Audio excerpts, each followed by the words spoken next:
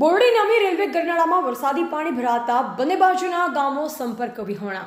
Railway under ગરનાળું જે બોરડી સહિત બંને બાજુના પાંચ ગામને જોડતું ગરનાળું છે।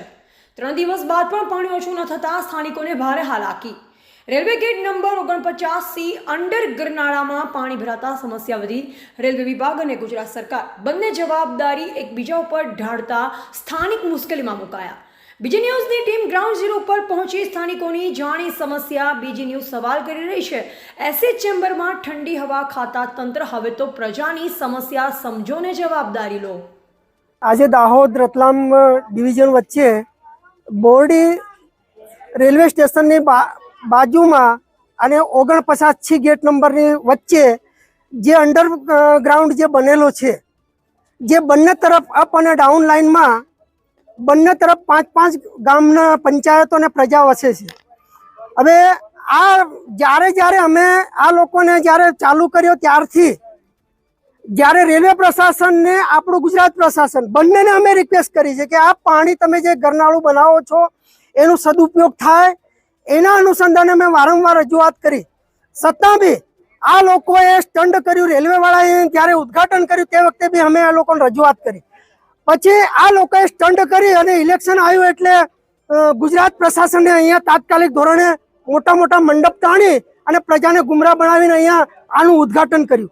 હવે ઉદ્ઘાટન કર્યા પછી શિયાળામાં વરસાદ પડ્યો તે વખતે બી અમે રિક્વેસ્ટ કરી, છતાં બી આ લોકોને અહીંયા 10 ફૂટની અંદર એક બાકોરું પાડો, એક બાકું બનાવવાની પરિસ્થિતિ છે, એ બનાવી ન શકતા। અમે અહીંયા રેલવેવાળાને કહીએ તો કે તમારા ગુજરાત ગવર્મેન્ટનો નિયમ છે, ગુજરાત ગવર્મેન્ટને જ્યારે એ કરીએ તો કે રેલવેમાં છે, તો આ પ્રજાને હાલમાં 4 દિવસથી આ ગરનાળું બંધ છે। હવે પ્રજા જશે ક્યાં? કોઈને એમરજન્સી થયું, કોઈ ડિલિવરી થઈ તો 5 ગામોના માણસોને પ્રજા ક્યાં જશે? આ એમના સુખ માટે આ ગરનાળું બનાવ્યું છે ને, કે કોઈના ભ્રષ્ટાચારના ભોરિંગ માટે નથી બનાવ્યું ને। તો ખરેખર અમને એવી ગંધ આવે છે કે પ્રજાને હું સૂચના આપું છું કે તમે આજે આજુબાજુના સત્તાધીશો એમ ઘરના અંદર એસીમાં સૂઈ જતા હોય અને પ્રજા 4 દિવસથી અહીંયા 2 બાજુ બ્લોક હોય તો કોને રજૂઆત કરવી? આ પૈસા પ્રજાના પૈસાના ટેક્સથી આ બનેલું ગરનાળું છે ને, કોઈ નેતા કોઈના ઘરમાંથી આ પૈસા કાઢ્યા નથી, તો એનો ઉપયોગી થવા માટે જ આપણે આ કામ કર્યું ને।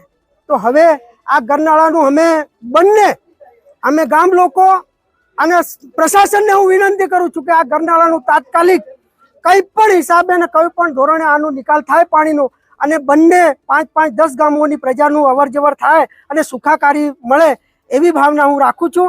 અને આ મારો આક્રોશ હું સદાય રાખીશ। અને આ જે પ્રશાસન છે, આ પ્રશાસનને વારંવાર મેં કીધું છે, છતાં બી પ્રશાસન એમના આંખ આડા કાન કર્યા છે। આ મારો સ્પષ્ટ આજે કેમ તમે અહીંયા બણગા ફૂંકવા આવો છો? તમે તે દિવસે અહીંયા સ્ટેજ પર ઉભા રહીને કહેતા હતા ને કે અમે આ કરીશું, આટલા કરોડનું સરકારે આયોજન આપ્યું। અરે તને જ ખબર નહોતી? તમે બણગા ફૂંકવા વાળા 2017માં મારા શાસનમાં મેં બનાવેલો આ બ્રિજ મારા અંડરમાં બનાવેલો હતો, મેં મંજૂર કરાવ્યો 2017માં। તે વખતે શાસન ક્યાં હતું?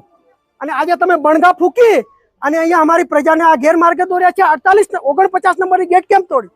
તમે આ નિકાલ કર્યા પછી તોડતા ને, અમને ક્યાં વાંધો હતો? અમારી આ ગરીબ પ્રજા ક્યાં જશે? પારસિંગભાઈ ભીલવાડ।